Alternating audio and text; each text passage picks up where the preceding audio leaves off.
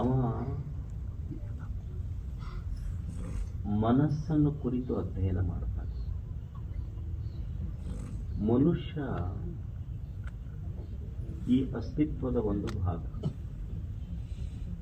ಈ ಪ್ರಪಂಚದಲ್ಲಿ ಗಿಡ, ಮರ, ಪಶು, ಪಕ್ಷಿ, ಪ್ರಾಣಿಗಳು ಇದ್ದಾವೆ, ಮನುಷ್ಯನೂ ಇದ್ದಾನೆ. ಮನುಷ್ಯನಿಗೆ ಯಾಕೆ ಹುಚ್ಚಿಡಿತೈತಿ ಅಂತ ಯಾರ ಚಿಂತನೆ ಇದು? ವಿಲಿಯಂ ಜೇಮ್ಸನ ಚಿಂತನೆ. ಅವ ಹುಚ್ಚರ ಆಸ್ಪತ್ರೆಗೆ ಹೋದ ನೋಡಕ್. ಅವ್ರು ನೋಡಿ ಕೊನೆಗೆ ಅವ ಹುಚ್ಚ ಆತ್ಮಹತ್ಯೆ ಮಾಡ್ಕೋಬೇಕನ್ನಿಸ್ತ ಅವನಿಗೆ. ಅವ ಒಂದು ಪ್ರಶ್ನೆ ಶುರು ಮಾಡಿದ, ಈಸ್ ಲೈಫ್ ವರ್ತ್ ಲಿವಿಂಗ್? ಈ ಜೀವನ ಬದುಕಕರೆ ಯೋಗ್ಯ ಐತೇನೋ ಅಂತ ವಿಚಾರ ಮಾಡಿದ. ಯಾಕೆ ಮನುಷ್ಯನಿಗೆ ಹುಚ್ಚಿಡಿತದೆ ಅಂತ ಅವನ ಚಿಂತನೆ ಇದೆ. ವಿಲಿಯಂ ಜೇಮ್ಸನ ಚಿಂತನೆ. ಯಾವ ಪಶು ಪಕ್ಷಿ ಪ್ರಾಣಿಗಳಿಗೆ ಹುಚ್ಚಿಡದಿಲ್ಲ, ಮನುಷ್ಯನಿಗೆ ಯಾಕೆ ಹುಚ್ಚಿಡಿತೈತಿ? ನೀವು ಅನ್ಬೋದು, ನಮ್ಮ ಮನ್ಯಾಗ ನಾಯಿಗೆ ಅದು ಹುಚ್ಚಿಡದಿದ್ದು ನೋಡಿವ್ರಿ. ಯಾವ ಮನುಷ್ಯರ ದೋಸ್ತಿ ಮಾಡ್ಯಾವ ಅವು ಹಿಡ್ದೈತಿ. ಕಾಡಿನೊಳಗೆ, ಫಾರೆಸ್ಟ್ನೊಳಗೆ ಎಷ್ಟು ಪಶು ಪಕ್ಷಿ ಪ್ರಾಣಿ ಇರ್ತಾವ. ಇಟ್ಸ್ ನೋ ಹಾಸ್ಪಿಟಲ್, ಸೈಕ್ಯಾಟ್ರಿಸ್ಟ್ ಇಲ್ಲ ಟ್ರೀಟ್ಮೆಂಟ್ ಮಾಡ್ಲಿಕ್ಕೆ. ಮನುಷ್ಯನಿಗೆ ಅಷ್ಟೇ ಸೈಕ್ಯಾಟ್ರಿಸ್ಟ್ ಇರೋದು. ಯಾಕೆ ಮನುಷ್ಯ ಹುಚ್ಚಾಗ್ತಾನ? ಮತ್ತೆ ನೀವೆಲ್ಲ ನಿಮ್ಮ ಅನುಭವಕ್ಕೆ ಬರ್ತೈತಿ. ದೆವ್ವಾಗಿದ್ದು ಮನ್ಯಾಗ ಸತ್ತ ಆಕಳ, ಕುರಿ, ಎಮ್ಮೆ ದೆವ್ವಾಗಿ ಬಡ್ಕೊಂಡವ. ಯಾರು ದೆವ್ವಾಗ? ಅವ್ರ ಕೊಟ್ಟಿಗೆಯಾಗಿದ್ದ ಆಕಳ, ಎಮ್ಮೆ, ದನ, ಕರ ದೆವ್ವಾಗಿಲ್ಲ, ಮಾಲೀಕ ದೆವ್ವಾಗ್ಯಾನ. ಅವ್ರ ಮನ್ಯಾಗ ಕೊಟ್ಟಿಗೆಯಾಗಿದ್ದ ಆಕಳ, ಎಮ್ಮೆ, ಕರ, ಕುರಿ ಯಾಕೆ ದೆವ್ವಾಗ್ಲಿಲ್ಲ? ಈ ಮನುಷ್ಯನೇ ಯಾಕೆ ದೆವ್ವಾಗ? ಅದ್ ದೆವ್ವಾಗಿ ಸುಮ್ಮನೆ ಇರ್ತಾನ, ಮತ್ ಬಡ್ಕೊಂತಾನ. ಇದು ಹಿಂಗ್ಯಾಕೆ ಇವನ ಮನಸ್ಸು? ಮನುಷ್ಯ ಒಬ್ಬನಿಗೆ ಯಾಕೆ ಹುಚ್ಚಿಡಿಯೋದು? ಮನುಷ್ಯ ಒಬ್ಬನ ಯಾಕೆ ದೆವ್ವ ಆಗ್ತಾನ? ಎಷ್ಟು ಚಲೋ ಪ್ರಶ್ನೆಗಳೆಲ್ಲ ಕೇಳ್ಕೋಬೇಕು ನಮಗೊಮ್ಮೆ. ಇದಕ್ಕೆಲ್ಲ ಮೂಲ ಕಾರಣ ಏನು? ಎಂದು ಯಾವ ಪಶು ಪಕ್ಷಿ ಪ್ರಾಣಿಗಳು, ಇದೊಂದು ಗಿಡ ಇಲ್ಲ, ಯಾವ ಗಿಡ ಇನ್ನೊಂದು ಗಿಡದೊಂದಿಗೆ ಜಗಳಾಡಿ ಬಡದಾಡಿಲ್ಲ. ಮತ್ತ ಒಂದು ಈ ಕಾಡಿನೊಳಗೆ ನೋಡ್ರಿ ನೀವು, ಹುಲಿ, ಸಿಂಹ, ಚಿರತೆ ಇರ್ತಾವ. ಒಂದು ಹುಲಿ ತನ್ನ ಹೊಟ್ಟೆ ತುಂಬಿಸ್ಕೋಬೇಕಾಗಿದ್ರ ಜಿಂಕೆ, ಗರಿ ಇಂಥವು ಬೇಟೆ ಆಡ್ತೈತಿ. ಒಂದು ಹುಲಿ ತನ್ನ ಹೊಟ್ಟೆ ತುಂಬಿಸ್ಕೋಬೇಕಂತ ಇನ್ನೊಂದು ಹುಲಿಯನ್ನು ಬೇಟೆ ಆಡಿಲ್ಲ. ಒಂದು ಸಿಂಹ ಇನ್ನೊಂದು ಸಿಂಹವನ್ನು ಬೇಟೆಯಾಡಿಲ್ಲ. ಒಂದು ಚಿರತೆ ಇನ್ನೊಂದು ಚಿರತೆಯನ್ನು ಬೇಟೆಯಾಡಿ ಹೊಟ್ಟೆ ತುಂಬಿಸ್ಕೊಂಡಿಲ್ಲ. ಆದ್ರೆ ಮನುಷ್ಯ ತನ್ನ ಹೊಟ್ಟೆ ತುಂಬಿಸಿಕೊಳ್ಳುವ ಸಲುವಾಗಿ ತನ್ನ ಕುಲದ ಮನುಷ್ಯರನ್ನೇ ಬೇಟೆಯಾಡ್ತಾನೆ. ಯಾಕೆ ಮನುಷ್ಯನಲ್ಲಿದು? ಅವ ಹುಚ್ಚಾಗುದ್ಯಾಕ? ಅವ ದೆವ್ವಾಗುದ್ಯಾಕ?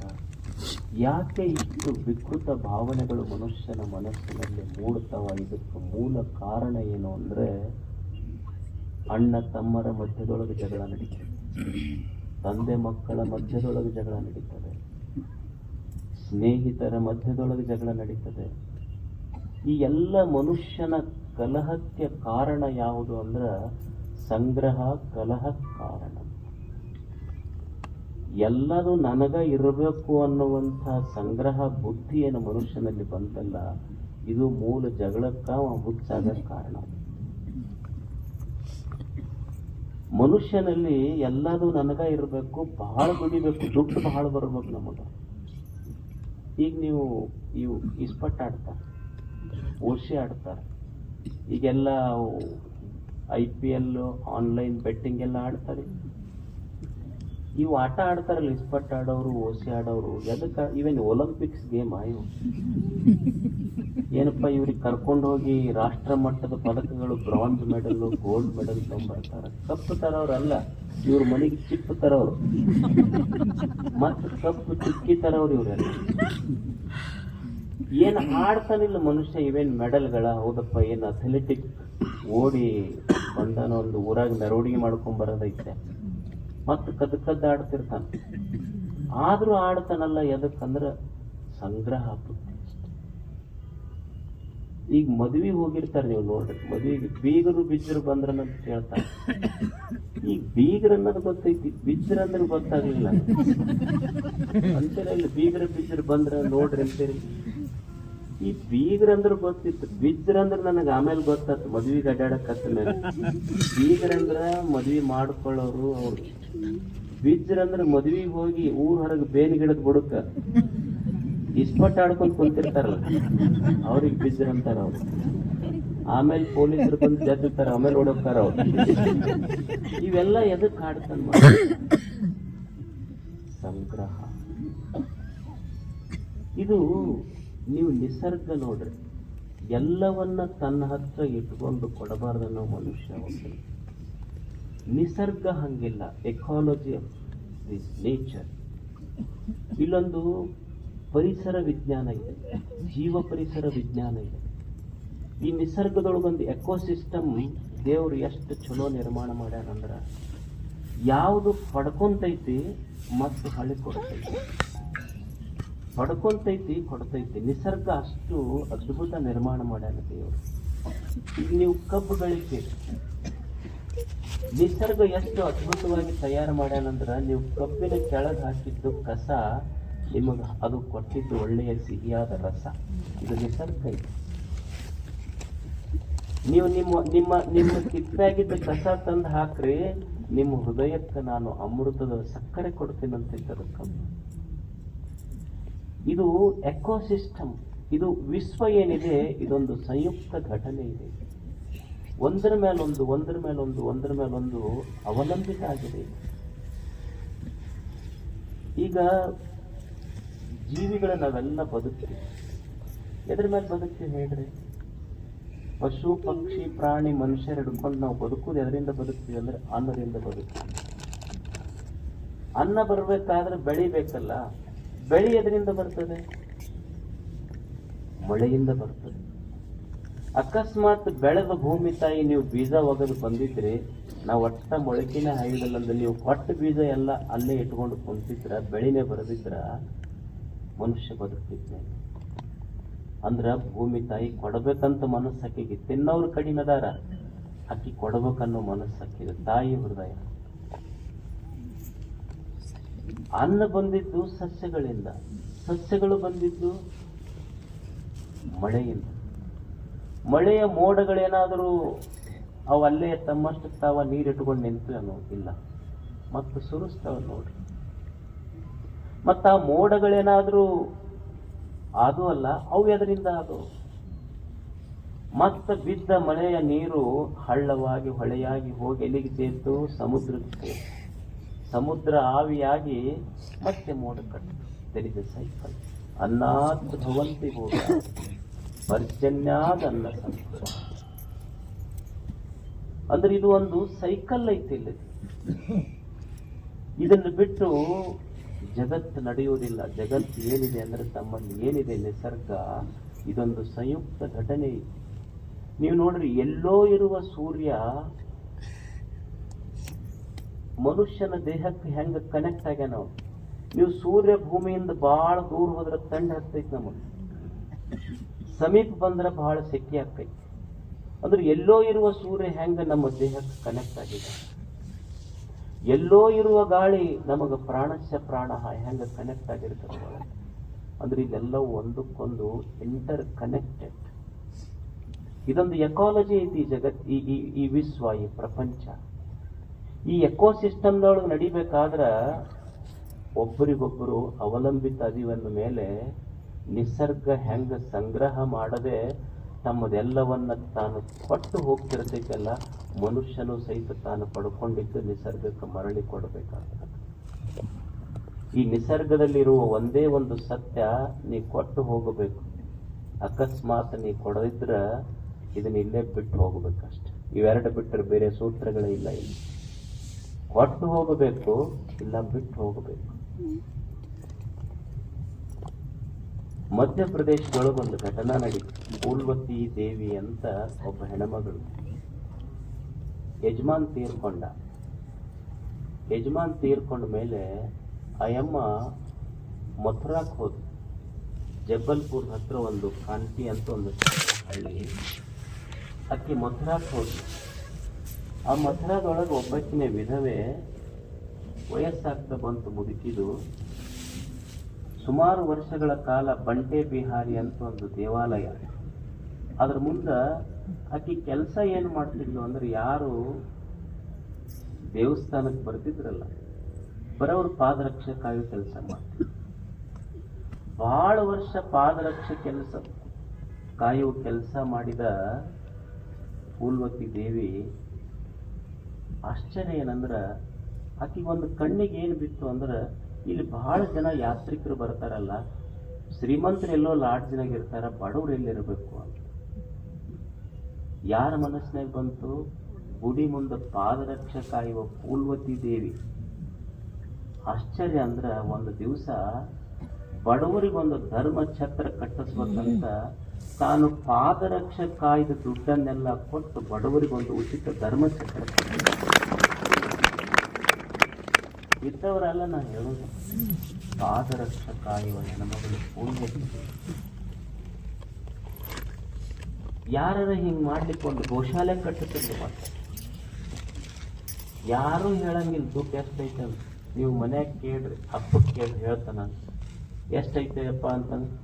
ನಮ್ಮಲ್ಲಿ ಎಲ್ಲಿ ಬರ್ತೈತೆ, ಎಲ್ಲ ನಿಮ್ಮ ಕೈಯಾಗ ಕೊಟ್ಟಿವಲ್ಲಪ್ಪ ಅಂತ ಇರ್ತಾನ. ಟ್ರಂಕ್ನಾಗ ಮಾತ್ರ ದಿವಸ ತೆಗಿತಿರ್ತಾನೆ ಮತ್ತೆ ಇಡ್ಬೇಕಷ್ಟು. ಅಷ್ಟಿಟ್ರೆ ಮಕ್ಕಳು ಅಷ್ಟು ದಿವಸ ಚಾವಿ ತೆಗಿಯೋದು ಹಾಕೋದು ಮಾಡ್ತಿರ್ಬೇಕು. ಯಾಕಂದ್ರೆ ಮಕ್ಕಳು ಸ್ವಸ್ಥರು ಜೋಪಾನ ಮಾಡ್ತಾರೆ ಬರೋಬ್ಬರಿ. ಅದ್ರೊಳಗೆ ಏನ್ ಇಡ್ರಿ ಬಿಡ್ರಿ, ಒಂದು ಕಲ್ಲು ಇಡ್ರಿ, ಅವ್ರು ಎಷ್ಟಾಗ ಮಾತ್ರ ಅಜ್ಜನ ಅಂದ್ರೆ ಬಿಸಿ ರೊಟ್ಟಿ, ಟೈಮ್ ಟು ಟೈಮ್ ನಾಷ್ಟ. ಅಂದ್ರೆ ಅಪ್ಪಕ್ಕೆ ಕೇಳ್ರಿ, ಅಪ್ಪ ಏನ್ರ ಹೇಳ್ತಾನಲ್ಲಿ ಎಷ್ಟು ಇಟ್ಟಿ ಅಂತ. ಎಲ್ಲ ನಿಮ್ ಕೈಯಾಗ ಕೊಡ್ತೀವಲ್ಲ, ನಮ್ಮ ಕೈಗೇನೈತಿ. ಗಂಡಕ್ಕೆ ಕೇಳ್ರಿ, ಗಂಡ ಏನ್ರ ಹೇಳ್ತಾನೆ, ಏನೇನು ಎಷ್ಟು ಐತ್ರಿ ಪಗಾರ, ಬ್ಯಾಂಕ್ನಾಗ ಬ್ಯಾಲೆನ್ಸ್ ಏನೈತಿ, ನಿನಗೆಲ್ಲ ಎಲ್ಲ ತಗೊಂಡು ಏನ್ ಮಾಡಕ್ ನೀಗ ಅವ್ರಂತ. ಈ ಹೆಣ್ಮಕ್ಳಿಗೆ ಅತ್ತಿ ಕೇಳ್ರಿ, ಅತ್ತಿ ಬಂಗಾರ ಎಷ್ಟೈತೆ, ನನ್ನ ಕಡೆ ಎಲ್ಲ ಐತವ, ಎಲ್ಲ ಅವಾಗ ಕೊಟ್ಟು ಬಿಟ್ಟಿನೆಲ್ಲ. ಮದುವೆಗೆ ಹೋಗಾಗ ಮಾತ್ರ ಎಲ್ಲ ಅಷ್ಟು ಹಾಕೊಂಡು ಹೋಗ್ತಾರೆ. ನೀವು ಮನ್ಯಾಗ ಯಜಮಾನ್ ಹೆಂಡತಿ ಕೇಳ್ರಿ, ಏನ್ರ ಒಂದು ಅಡಚಣೆ ಬಂತು, ಕಷ್ಟ ಬಂತು, ಏನ್ರ ಐತೆ ಅಂತ ಸ್ವಲ್ಪ ಏನ್ರ ಇದ್ರು ಕೊಡು. ನಮ್ಮ ಕಡೆ ಏನೇನು ಬರ್ತೈತಿ, ನಮ್ಮ ಕಡೆ ಏನೈತೆ. ನೀವು ಜೀರಿಗೆ ಡಬ್ಬಿ, ಸಾಸಿವೆ ಡಬ್ಬಿ, ಅಡಕಲ್ ಗಡಿಗೆ ಹುಡುಕ್ರಿ, ಮಸ್ತ್ ರೊಕ್ಕ ಸಿಗ್ತೈತೆ ಅವ್ರ ಕಡೆ. ಅದು ಇಂಡಿಯನ್ ಎಕಾನಮಿ ಏನೈತಲ್ಲ, ಹೆಣ್ಮಕ್ಳು ಜೀರಿಗೆ ಡಬ್ಬಿ, ಸಾಸಿವೆ ಡಬ್ಬಿ, ಅಡಕಲ್ ಗಡಿಗೆ ಅಂತ ಅಂತಿದ್ರು. ಹಿಂದಕ್ಕೆ ನೋಡಿರಲಿಲ್ಲ, ಗಡಿಗೆ ಒಂದ್ರ ಮೇಲೆ ಒಂದು ಇಡ್ತಿದ್ರಲ್ಲ, ಅದು ಇಂಡಿಯನ್ ರಿಸರ್ವ್ ಬ್ಯಾಂಕ್ ಇದ್ದಂಗ ಅವ್ರದ್ದು. ಮಸ್ತ್ ಸಿಗ್ತೈತ್ ದುಡ್ಡು. ನೀವು ಕೇಳ್ರಿ, ಯಾಕಂದ್ರೆ ತೆಗೆದಿಟ್ಕೊಂಡಿರ್ತಾರ ಅವ್ರು. ಒಬ್ಬ ಯಜಮಾನ್ ಬಂದಂತ, ಯಜಮಾನ್ ಬಂದು ಮಗನಿಗೆ ಹೊಡಿತಿದ್ರು, ಭಾಳ ಹೊಡ್ಯಾಕತ್. ರೊಕ್ಕ ಯಾಕೆ ತಕೊಂಡಿ ನನ್ನ ಪಾಕೆಟ್ ನೇನು, ರೊಕ್ಕ ಯಾಕೆ ತಕೊಂಡಿ ನನ್ನ ಪಾಕೆಟ್ ನೇನು ಅಂತ ಅಪ್ಪ ಹೊಡ್ಯಾಕ. ಅದು ಭಾಳ ಅಳಾದ್ ನೋಡಿ ಅಡ್ಗೆ ಮನೆಯಾಗಿಂದ ಅವ್ರ ಹೆಣ್ಮಕ್ಳು ಬಂದು ಎದಕ್ ಹೊಡಿತೀರ ಹುಡುಗನ್ನ? ಇಲ್ಲ, ಇವ ನನ್ನ ಪಾಕೆಟ್ ನೇನು ರೊಕ್ಕ ತಕೊಂಡಂತ. ಅವಾಗ ಅವ್ರಂದ್ರು, ಆ ಹುಡುಗನ ಮೇಲೆ ಯಾಕೆ ಹಾಕ್ತೀರಿ, ನಾ ಯಾಕೆ ತಕೊಂಡಿರಬಾರ್ದು? ನೀ ತಕೊಂಡಿಲ್ಲ, ಇವನ ತಕೊಂಡನ, ಯಾಕಂದ್ರೆ ಇನ್ನೂ ಚಿಲ್ಲರೆ ಉಳ್ದಾವ ಅದ್ರಾಗ. ನೀ ತಕೊಂಡಿಲ್ಲ, ಇವನ ತಕೊಂಡನ, ಯಾಕಂದ್ರ ಆ ಪಾಕೆಟ್ನಾಗ ಇನ್ನೂ ಚಿಲ್ಲರೆ ಉಳ್ದಾವ. ನೀ ತಕೊಂಡಿದ್ರೆ ಅವು ಉಳಿತಿದ್ದಿಲ್ಲ. ಚಿಲ್ಲರೆ ಉಳಿದಿದ್ದು ಹುಡುಗ ತಕೊಂಡನಂತ ಪಕ್ಕ, ಚಿಲ್ಲರೆ ಸಹಿತ ಹೋಗಿತ್ತಂದ್ರೆ ನೀವ ತಕೊಂಡಿರಿ ಅಂತ ಪಕ್ಕ. ಅದು ಮನುಷ್ಯ ಸಂಗ್ರಹ ಇದು ಅಷ್ಟೇ. ಸುಮ್ಮನೆ ಫೂಲ್ವತಿ ದೇವಿ ನೋಡಿ, ಪಾದರಕ್ಷೆ ಕಾಯುವ ಹೆಣ್ಮಗಳಲ್ಲಿ ಸಂಗ್ರಹದ್ದಲ್ಲ, ಒಂದಿಷ್ಟು ಕೊಡುವ ಒಂದು ಸೊಡರೆಣ್ಣೆ ತೀರಿದರೆ ಕೊಡನೆತ್ತಿ ಎರೆಬರೆ. ಕೊಡಬೇಡ, ಕೊಡದೆ ಇರಬೇಡ, ಧರ್ಮ ಬಿಡಬೇಡವೆಂದ ಸರ್ವ. ಒಂದು ದೀಪ ಹಾಕ್ತಿತ್ತು ಅಂದ್ರೆ ಏನು ಒಂದು ಕೊಡ ಎಣ್ಣೆ ಹಾಕ್ಬೇಕಂತಿಲ್ಲ, ದೀಪ ಎಷ್ಟು ಬೆಳಗಬೇಕು ಅಷ್ಟು ಹಾಕಬೇಕಷ್ಟೆ. ಒಂದು ಕೊಡನೂ ಹಾಕಕ್ ಹೋಗಬೇಡ, ಹಾಕದಂಗೂ ಇರಬೇಡ. ದೀಪ ಎಷ್ಟು ಉರಿತೈತಲ್ಲ ಅಷ್ಟು ಹಾಕು. ನಿನ್ನ ಪುಣ್ಯ ಎಷ್ಟು ಸಂಗ್ರಹ ಬೇಕಲ್ಲ ಅಷ್ಟು ಹಾಕು. ನರಕಕ್ಕೆ ಹೋಗುವಷ್ಟು ಜಿಪುಣತನೂ ಮಾಡಬೇಡ, ನರಕಕ್ಕೆ ಹೋಗುವಷ್ಟು ಜಿಪುಣತನೂ ಮಾಡಬಾರ್ದು, ದಿವಾಳಿ ಆಗುವಷ್ಟು ದಾನನೂ ಮಾಡಬಾರ್ದು.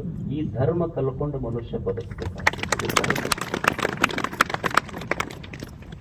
ಮನುಷ್ಯ ಭೂಮಿಗೆ ಬಂದ ಮೇಲೆ ಎರಡೂ ಕಲಿಬೇಕು. ಗಳಿಸಬಾರ್ದಂತಲ್ಲ. ಸರ್ವೇ ಗುಣಾಃ ಕಾಂಚನ ಮಾಶ್ರಯಂತೆ. ದುಡ್ಡಿರಲಿಲ್ಲ ಅಂದ್ರೆ ಜಗತ್ತು ನಡೀತೈತೆ ಅಂತ ಹೇಳಿ.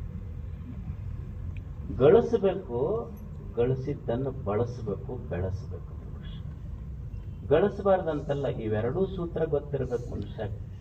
ಗಳಿಸಬೇಕು, ಬಳಸಬೇಕು. ಗಳಿಸಬೇಕು, ಬಳಸಬೇಕು. ಏನ್ ಗಳಿಸ್ಬೇಕು ಮನುಷ್ಯ? ವಿದ್ಯೆ ಗಳಿಸ್ಬೇಕು, ಸಂಪತ್ತು ಗಳಿಸ್ಬೇಕು, ಆರೋಗ್ಯ ಶಕ್ತಿ ಗಳಿಸ್ಬೇಕು. ಇದೆಲ್ಲ ಗಳಿಸ್ಬೇಕು ಮನುಷ್ಯ. ವಿದ್ಯೆ ಗಳಿಸ್ಬೇಕು ಮನುಷ್ಯ. ಎಷ್ಟು ದೊಡ್ಡದು ವಿದ್ಯೆ ಗಳಿಸ್ಬೇಕು ಮತ್ತು ಅದನ್ನು ಸದ್ಬಳಕೆ ಮಾಡಬೇಕು. ವಿದ್ಯಾ ನಾಮ ನರಸ್ಯ ರೂಪಮಧಿಕಂ ಪ್ರಚ್ಛನ್ನ ಗುಪ್ತಂ ಧನಂ. ವಿದ್ಯಾ ಭೋಗಕರಿ ಯಶಸ್ಸುಖಕರಿ ವಿದ್ಯಾ ಗುರುನಾಂ ಗುರು.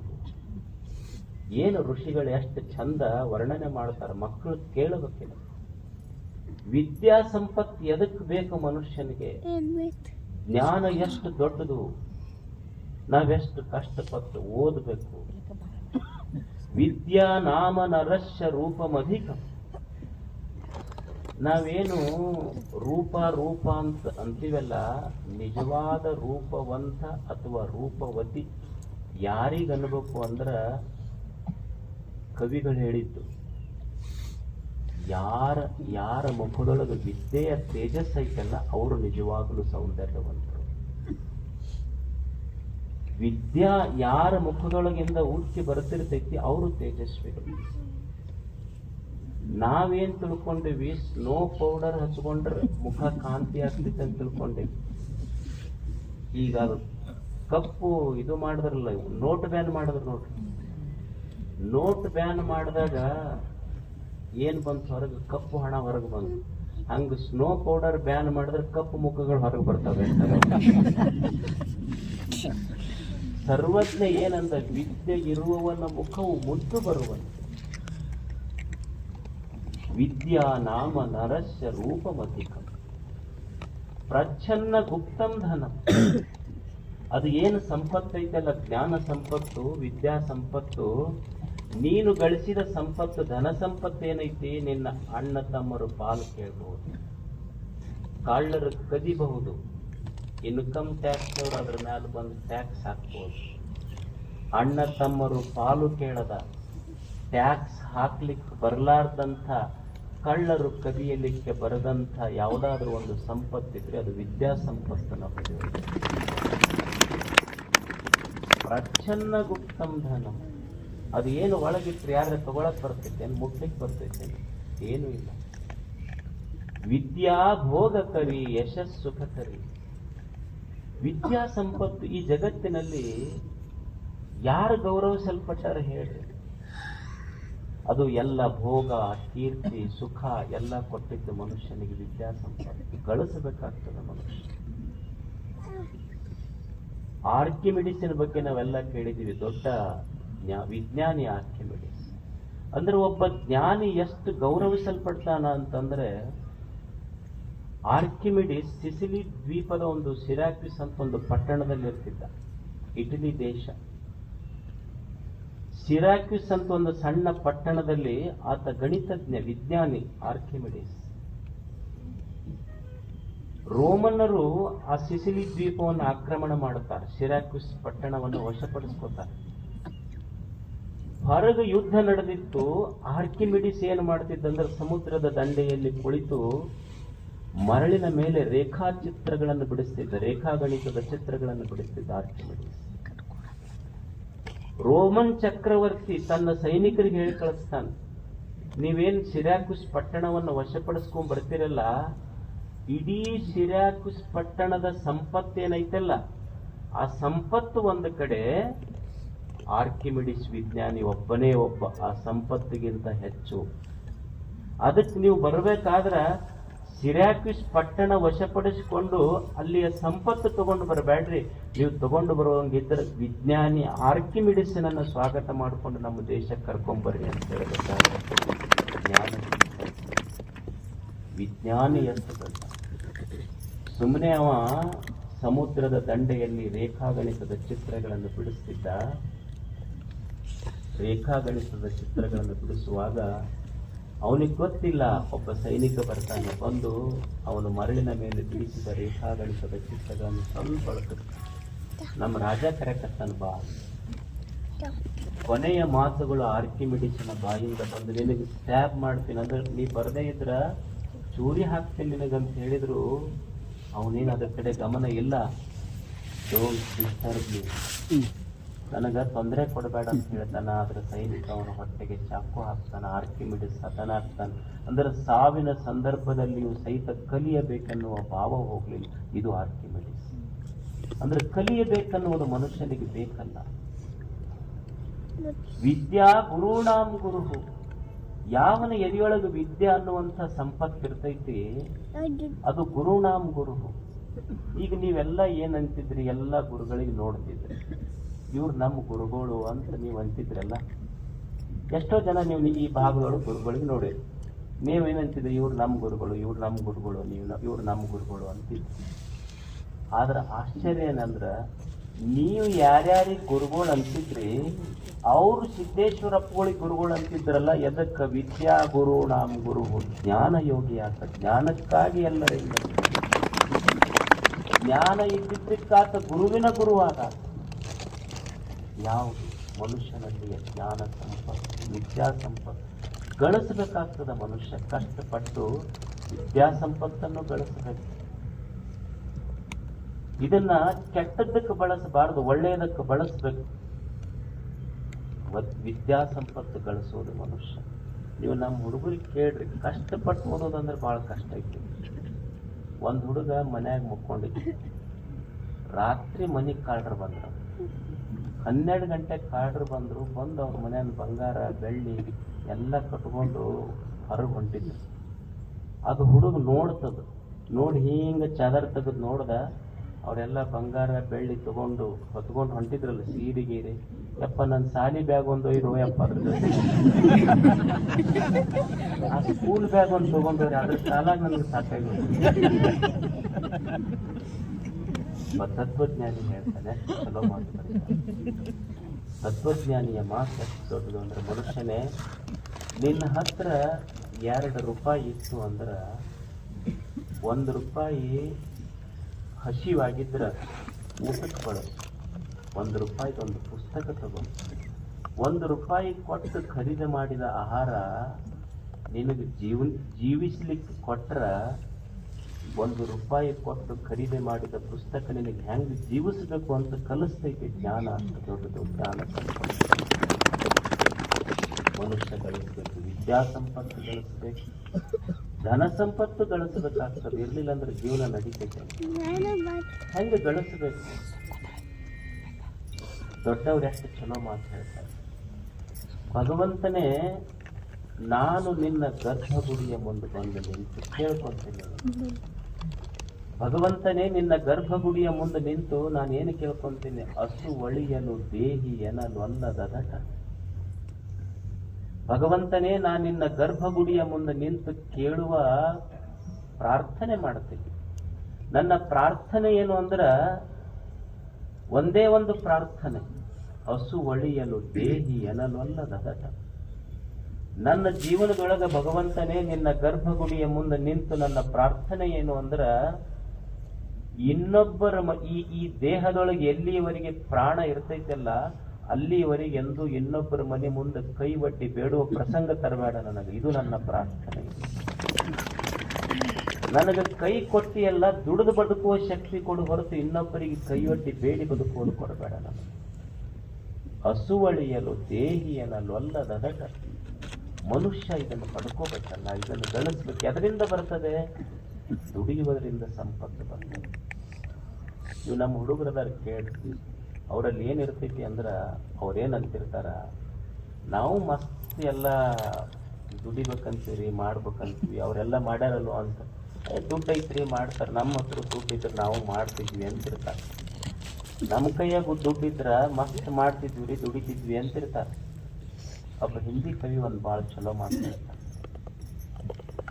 इंसान कहता है हाथ में पैसा आ जाए कुछ करके दिखाता. इंसान कहता है हाथ में पैसा आ जाए कुछ करके दिखाता हूं. पैसा कहता है कुछ करके तो दिखाओ मैं हाथ में आता हूं. ಮನುಷ್ಯ ಏನಂತಿರ್ತಾನಂದ್ರ ನಾವು ಕೈಯಾಗ ದುಡ್ಡಿದ್ರಿ ಏನಾರ ಮಾಡ್ತಿದ್ದೀವ್ರಿ ಅಂತ ಮನುಷ್ಯ ಅಂತಿರ್ತಾನಂತ. ರೊಕ್ಕ ಅಂತಿರ್ತೈತಿ ಅಂತ ನೀ ಮೊದಲು ಏನಾರ ಮಾಡಿ ಆಮೇಲೆ ನಿನ್ ಕೈಯಾಗ ಬರ್ತೀನಿ ಅಂತ ರೊಕ್ಕ ಅಂತಿರ್ತೈತಿ. ಮನುಷ್ಯ ದುಡಿಬೇಕಾಗ್ತದೆ. ದುಡ್ಯಾವ ಗೊತ್ತಾವ ಹಸು ಒಳಿಯದು ದೇಹಿ ಅನ್ನೋದೊಲ್ಲ. ಅಬ್ರಹಾಂ ಲಿಂಕನ್ ಇದ್ರು. ಅಬ್ರಹಾಂ ಲಿಂಕನ್ ಅಬ್ರಹಾಂ ಲಿಂಕನ್ ಅವ್ರ ಮಗ ಯಾವ ಶಾಲೆಯೊಳಗೆ ಓದ್ತಿದ್ನಲ್ಲ, ಅವ್ರ ಅಪ್ಪಗೊಂದು ಪತ್ರ ಬರೆದ್ರಂತ. ಆ ಶಾಲೆಯ ಮುಖ್ಯ ಗುರುಗಳಿಗೊಂದು ಪತ್ರ ಬರೆದ್ರು. ಏನು ಬರೆದ್ರು ಅಂದ್ರೆ, ನನ್ನ ಮಗ ಬಹಳ ಒಳ್ಳೆ ಹುಡುಗ, ನಿಮ್ಮ ಶಾಲೆಯಾಗ ಓದ್ತಾನೆ. ನನ್ನ ಮಗ ಬಹಳ ಒಳ್ಳೆ ಹುಡುಗ, ಅವನಿಗೆ ಸಾಧ್ಯದ್ರೆ ಇದನ್ನು ಕಲಿಸ್ರಿ. ಸಾಧ್ಯದ್ರ ನನ್ನ ಮಗನಿಗೆ ಇದನ್ನು ಕಲಿಸ್ರಿ. ಏನು ಕಲಿಸ್ಬೇಕು? ನನ್ನ ಮಗ ಬಹಳ ಒಳ್ಳೆಯವದಾನ. ಇದನ್ನ ಯಾರು ಹೇಳ್ತಾರಂದ್ರ, ಅಮೇರಿಕದ ಅಧ್ಯಕ್ಷ ಆಗಿದ್ದಾಗ ಅಮೇರಿಕದ ಅಧ್ಯಕ್ಷ ಆ ಮುಖ್ಯ ಗುರುಗಳಿಗೆ ಪತ್ರ ಬರೆದು ತಿಳಿಸ್ತಾನೆ, ನನ್ನ ಮಗ ಬಹಳ ಒಳ್ಳೆ ಹುಡುಗ, ಸಾಧ್ಯದ್ರು ಇದನ್ನು ಕಲಿಸ್ರಿ. ಏನು ಕಲಿಸ್ರಿ ನನ್ನ ಮಗನಿಗಂದ್ರ, ನನ್ನ ಮಗನಿಗೆ ಏನು ಕಲಿಸ್ರಿ ಅಂದ್ರ, ಹಾದಿಯಲ್ಲಿ ಹೋಗುವಾಗ ಪುಕ್ಕಟೆಯಾಗಿ ಸಿಕ್ಕ 5 ರೂಪಾಯಿಯ ಬೆಲೆಗಿಂತ ಕಷ್ಟಪಟ್ಟು ಬೆವರು ಸುರಿಸಿ ದುಡಿದು ಗಳಿಸಿದ 1 ರೂಪಾಯಿಯ ಕಿಮ್ಮತ್ತೇ ಬಹಳ ದೊಡ್ಡದನ್ನೋದು ನನ್ನ ಮಗನಿಗೆ ಕಲಿಸ್ರಿ. ಯಾರು ಹೇಳ್ತಾರ? ಅಮೇರಿಕದ ಅಧ್ಯಕ್ಷರು ಹೇಳ್ತಾರೆ. ನನ್ನ ಮಗನಿಗೆ ಸುಮ್ಮನೆ ಪುಕ್ಕಟಿಯಾಗಿ ಇನ್ನೊಬ್ಬರದ್ದು ಯಾರ್ದೋ ಸಿಕ್ಕಿದ್ದಲ್ಲ, ನನ್ನ ಮಗ ಕಷ್ಟಪಟ್ಟು ದುಡಿದು ಗಳಿಸಿದ 1 ರೂಪಾಯಿಯ ಬೆಲೆ ಏನೈತಲ್ಲ, ಬೆವರಿನ ಹನಿ ಇಂದ ಬಂದ ದುಡ್ಡು ಏನೈತಲ್ಲ, ಸಂಪತ್ತು, ಅದು ಬಹಳ ದೊಡ್ಡದು ಅನ್ನೋದು ನನ್ನ ಮಗನಿಗೆ ಕಲಿಸ. ನಮ್ದು ಹಂಗ ಆಗ್ತಿತ್ತೇನೆ ಹೇಳ್ತಾರೆ. ಒಬ್ಬ ರಿಟೈರ್ಡ್ ಆಗಿದ್ದ. ರಿಟೈರ್ಡ್ ಆದ್ಮೇಲೆ ಅವ್ರ ದೋಸ್ತರಿಗೆ ಹೇಳ್ತಿದ್ರಲ್ಲ, ನಮ್ದು ಏನಪ್ಪ ರಿಟೈರ್ಡ್ ಆದ್ಮೇಲೆ ಬರೀ ಅರ್ಧ ಪಗಾರ ಬರ್ತಿತ್ತು. ಅವ್ರ ದೋಸ್ತ್ ಅಂದ, ಮತ್ತೆ ಈಗ ರಿಟೈರ್ಡ್ ಆಗಿರಲ್ರಿ, ಈಗೇನು ಕೆಲಸ ಇರೋದಿಲ್ಲ, ಕೆಲಸ ಮಾಡಂಗಿಲ್ಲ, ನೀವು ಅರ್ಧ ಪಗಾರ ಕೊಡ್ತಾರೆ. ಇಲ್ಲ, ಮೊದಲು ಏನು ಮಾಡ್ತಿದ್ದಿಲ್ಲ ನಾವು, ಅದ್ರ ಪೂರ ಬರ್ತಿತ್ತವ. ಮೊದಲು ಅಷ್ಟೇನ್ ಮಾಡಿಲ್ಲ, ಆದ್ರೂ ಪೂರ ಕೊಡ್ತಿದ್ರು. ಈಗ ಯಾಕೆ ಅರ್ಧ ಕೊಡ್ತಾರ ಗೊತ್ತಿಲ್ಲ. ಹ್ಯಾಂಗ ದೇಶಕ್ಕೆ ಕಾಯಕದೊಳಗೆ ನಿರತನಾಗದೆ ಗುರುದರ್ಶನ, ಲಿಂಗ ಪೂಜೆ ಜಂಗಮ ಮುಂದಿದ್ದರೂ ಹಂಗು ಹರಿಯಬೇಕು. ಕಾಯಕವೇ ಕೈಲಾಸವಾದ ಕಾಲ, ಅಮರೇಶ್ವರ ಲಿಂಗವಾದರೂ ಕಾಯಕದೊಳಗೆ. ಕಾಯಕ ಎಷ್ಟು ದೊಡ್ಡದು. ದೇವರು ಸಹಿತ ಕೆಲಸ ಬಿಟ್ಟಿಲ್ಲ. ದೇವರು ಸಹಿತ ಕೆಲಸ ಬಿಟ್ಟಿಲ್ಲ. ಯಾಕಂದ್ರ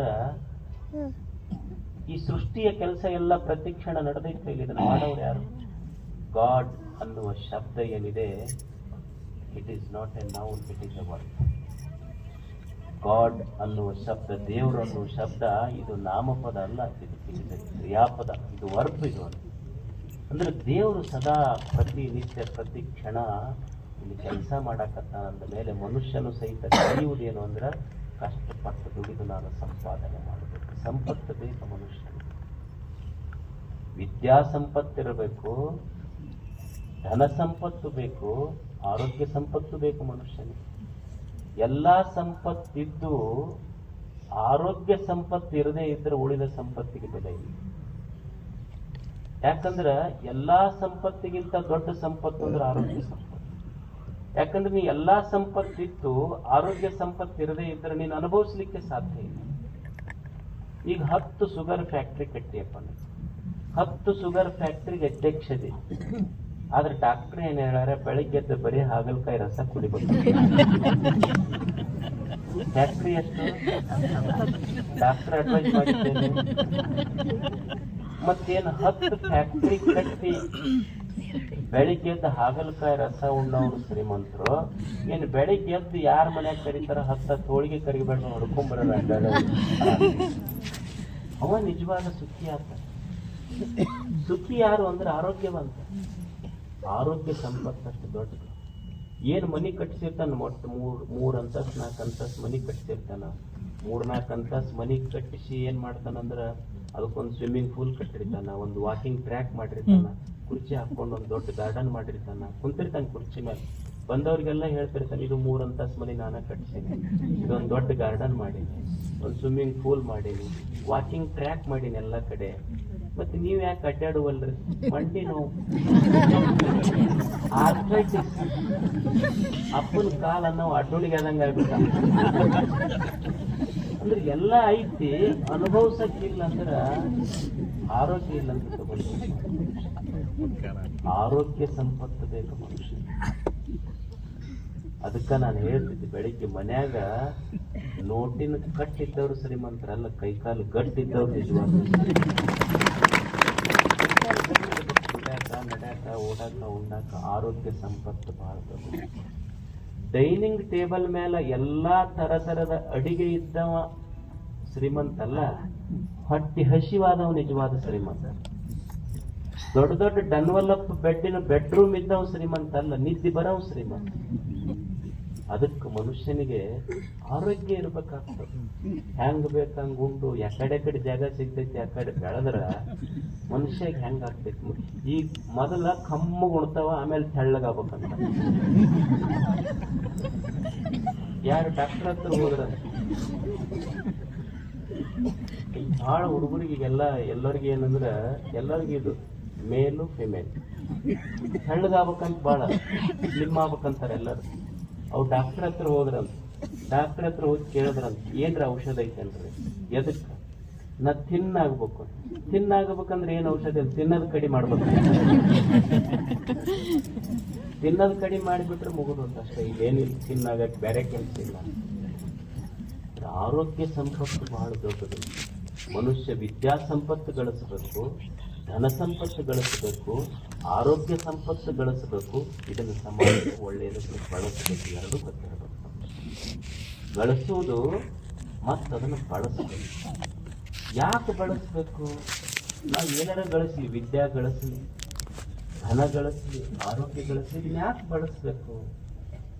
ನಮ್ಮ ಹತ್ರ ನೀವು ಅನ್ಬೋದು, ಅಲ್ರಿ ನಾವೇನಾರ ಗಳಿಸ್ತೀವಿ, ಇದನ್ನ ಯಾಕೆ ಸಮಾಜಕ್ಕ, ಧರ್ಮಕ್ಕ, ದಾಸೋಹಕ್ಕ ನಾವ್ಯಾಕೆ ಕೊಡಬೇಕ್ರಿ ಅಂದ್ರ, ಈಗ ನೀವು ನೋಡ್ರಿ, ಬಿತ್ತಿದ್ದು ಜೋಳ ಬಿತ್ತಿದ್ದು ಕೈ, ಎಡಿ ಹೊಡೆದಿದ್ದು ಕೈ, ರಾಶಿ ಮಾಡಿದ್ದು ಕೈ, ಅಡಿಗೆ ಮಾಡಿದ್ದು ಕೈ, ರೊಟ್ಟಿ ಮಾಡಿದ್ದು ಕೈ. ಅದು ಅಂತೂ ನಾನು ಕೈ ಮಾಡಿದ್ದೆಲ್ಲ ಬಾಯಿಗೆ ಮಾತ್ರ ಕೊಡಂಗಿಲ್ಲ ಅಂತ ನಡೀತೈತೇನು? ಸುಮ್ಮನೆ ಮನುಷ್ಯನ ಒಂದು ದೇಹ ಸರಿಯಾಗಿರ್ಬೇಕಾದ್ರ ಕೈ ದುಡಿತಿರ್ಬೇಕು, ಬಾಯಿ ಉಣ್ತಿರ್ಬೇಕು, ಅಂದ್ರೆ ಆರೋಗ್ಯ ಸರಿ ಇರ್ತದ. ಇನ್ನು ಒಳಗೆ ಜಗತ್ತು ಸಮಾಜವು ಸಹಿತ ಇಷ್ಟೇ. ಈ ಒಂದು ಕಾರ್ಯಕ್ರಮ ಇರ್ತೈತಿ, ನಿಮಗೊಂದು ದೊಡ್ಡ ಬೆಳ್ಳಿ ಕಿರೀಟ ಕೊಡ್ಸೋರು ಇರ್ತಾರೆ, ಒಂದು ಬಂಗಾರದ ಕಿರೀಟ ಅನ್ಕೊಡ್ರಿ, ಯಾಕೆ ಒಂದು ದೊಡ್ಡ ಫ್ರೀಯಾಗಿ ಸಿಗ್ತೈತಿದ್ರೆ ಬೆಳ್ಳಿದ ಯಾಕನ್ಬೇಕು, ಬಂಗಾರದಂದು ಬಿಟ್ಟು ಬಂಗಾರದ ಕಿರೀಟ ನಿಮಗೆ ತೊಡಸೋದೊಂದು ನಿಮ್ಮ ಸನ್ಮಾನ ಸಮಾರಂಭ ಇರ್ತೈತೆ ಅಂತ. ಮನೆಯಾಗಿಂದ ವೇದಿಕೆಗೆ ಬರ್ಬೇಕಲ್ಲ, ಕಾಲಂತ ಇಲ್ಲಿಗೆ ಬಂದು, ಅಲ್ಲಪ್ಪ ಮನೆಯಿಂದ ನೋಡ್ಕೊಂಡು ಬಂದವ್ರು ನಾವು ಕಿರೀಟ ಯಾಕೆ ನಮಗ ಇಡ್ಲಿ ಅಂತ ಹೇಳಿ ಕಾಲು ಹಿಂಗೆ ನೋಡ್ಕೊಂತ ನಡೀತೈತೇನು ಹೇಳಿ? ಅಂದ್ರೆ ಕಾಲು ಎಷ್ಟು ತ್ಯಾಗ ಮಾಡೈತೆ ಅಂದ್ರೆ, ನಾನು ನಡೆದು ಬಂದಿನಿ, ಕಿರೀಟ ಬೇಕಾದ್ರೆ ನೀವು ಇಡಿಸ್ಕೋ ಅಂತ ಹೇಳಿ ತೆಲಿಗೆ ಹೇಳದೆ ಇದ್ರು ದೇಹ ಬದುಕ್ತಿತ್ತೇನೆ ಹೇಳಿ. What a cooperative system. ದೇವರೆಷ್ಟು ಚಲೋ ಕೋಆಪರೇಟಿವ್ ಸಿಸ್ಟಮ್ ಮಾಡ್ಯಾನ. ಅಂದ್ರೆ ಒಂದರ ಮಧ್ಯೆ ಒಂದು ಹೊಂದಾಣಿಕೆ ಐತಿ, ಒಂದು ಮಾಡ್ತೈತಿ, ಒಂದು ಉಣಿಸ್ತೈತಿ, ಒಂದು ಗಳಿಸ್ತೈತಿ, ಒಂದು ಬಳಸ್ತೈತಿ. ಒಬ್ಬ ಮನುಷ್ಯ ಅವನಿಗೆ 70 ವರ್ಷ ಆಗಿತ್ತು. 70 ವರ್ಷದ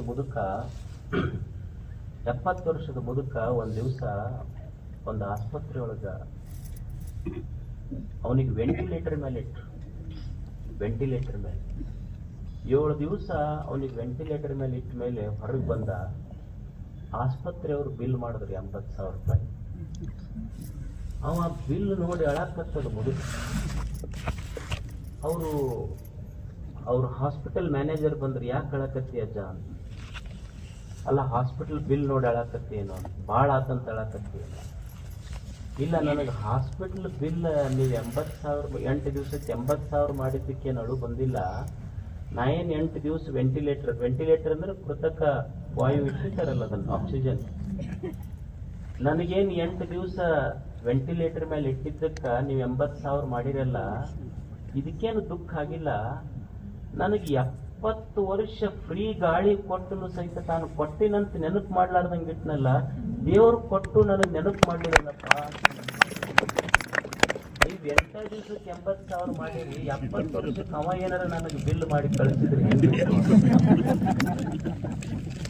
ದೇವ್ರ ಇಷ್ಟೆಲ್ಲ ಪುಕ್ಕಟೆ ಕೊಟ್ಟಾನಲ್ಲ, ನಮಗ ಕೊಟ್ಟರೆ ಅವನಿಗೆ ಕೊಟ್ಟು ಹೋಗ್ಬೇಕಾಗ್ತದೆ. ಸಮಾಜ ಏನು ತಗೊಂಡಿವಿ ಅದನ್ನು ಕೊಡಬೇಕಾಗ್ತದೆ. ಈಗ ಒಂದು ಕೆರಿ ತುಂಬತೈತಿ, ನೀವು ಕೆರಿ ತುಂಬಿದ್ದಕ್ಕೊಂದು ಕೋಡಿ ಬಿಡದಿದ್ರೆ ಕೆರಿ ಉಳಿದಲ್ಲಿ ಕೆರಿ ಹೊಡಿತಿರ್ತೈತೆ. ಹೆಂಗ ತುಂಬಿದ ಕೆರಿಗೊಂದು ಸಣ್ಣ ಕೋಡಿ ಬಿಡ್ತಾರ, ಹಂಗ ನಮ್ಮ ಮನೆಯ ಸಂಪತ್ತಿನ ಕೆರೆಗೂ ಸಹಿತ ದಾನ ದಾಸೋಹ ಅನ್ನುವಂತ ಒಂದು ಸಣ್ಣ ಕೋಡಿ ಬಿಟ್ರ ಸಂಪತ್ತಿನ ಕೆರೆ ಇರ್ತೈತಿ. ಸಣ್ಣದೊಂದು ಹಿಂಗ ಕೋಡಿ ಬಿಟ್ಟಿರ್ಬೇಕ, ದಾನ ಧರ್ಮ ದಾಸೋಹ ಮಾಡ್ತಿರ್ಬೇಕಾಗ್ತದೆ. ಇಲ್ರಿ ನಮಗದು ರೂಢಿ ಇಲ್ಲ, ಒಟ್ಟ ನಾವು ಏನ್ ತಗೊಂತೀವಿ ಒಟ್ಟು ಹೊಳೆ ಕೊಡೋದಿಲ್ಲ. ನಮ್ಮ ಮನಸ್ಸಂದಾಗ ಇಷ್ಟಾಗ ಮಾಡಿಲ್ಲ ನೋಡ್ರಿ, ಇದು ನೀವು ಅಂದ್ರೆ ಒಂದು ಪ್ರಯೋಗ ಮಾಡ್ರಿ, ತಗೊಂಡಿದ್ ಕೊಡಂಗಿಲ್ಲಲ್ಲ, ಈಗ ಉಸುಲ್ ತಗೊಂಡ್ಬಿಡ್ರಿ, ಹೊಳೆ ಬಿಡಕ್ ಹೋಗ್ಬೇಡಿ. ಸಾಧ್ಯತೆನು ನಿಸರ್ಗ ಕಲಿಸಿದ್ದೆ ಗಿವ್ ಅಂಡ್ ಟೇಕ್ ಅಷ್ಟ. ಇದು ಮನುಷ್ಯ ಕೊಡಬೇಕು, ತಗೋಬೇಕು, ಮತ್ತೆ ನಿಸರ್ಗಕ್ಕೆ ಪ್ರತಿಯಾಗಿ ಕೊಡಬೇಕಷ್ಟೆ. Giving is living, giving is living. ಕೊಡುವುದೇ ಬದುಕು. ಅದಕ್ಕೆ ಮನುಷ್ಯ ಕೊಡಬೇಕಾಗ್ತದೆ ಸಮಾಜಕ್ಕೆ. ನಾವು ಈ ನಿಸರ್ಗದಿಂದ ಮನುಷ್ಯ ಏನೆಲ್ಲ ಪಡ್ಕೊಂಡಾನ ಮರಳಿ ನಿಸರ್ಗ ಕೊಡಬೇಕಾಗ್ತದೆ. ಕೊಡುವ ಗುಣ ಕಲಿಬೇಕು. ಇದು ಏನು ಮಾಡ್ತೈತಿ ಕೊಡುವ ಗುಣ ಅಂದ್ರ, ದಾನೇನ ಭೂತಾನಿ ವಸೀಭವಂತಿ ದಾನೇನ ವೈರಾಣ್ಯಪಿ ಯಾಂತಿ ನಾಶ ಪರೋಪಿ ಬಂಧುತ್ವ ಮುಪೈತಿ ದಾನಾತ್ ದಾನೇನ ಹಿ ಸರ್ವ ವ್ಯಸನಾನಿ ಹಂತಿ. ಈ ದಾನ ಏನು ಮಾಡ್ತೈತಿ ಅಂದ್ರ, ದಾನೇನ ಭೂತಾನಿ ವಸೀಭವಂತಿ. ಯಾವನ ಎದೆಯೊಳಗ ಪ್ರೇಮ ಇರ್ತೈತಲ್ಲ,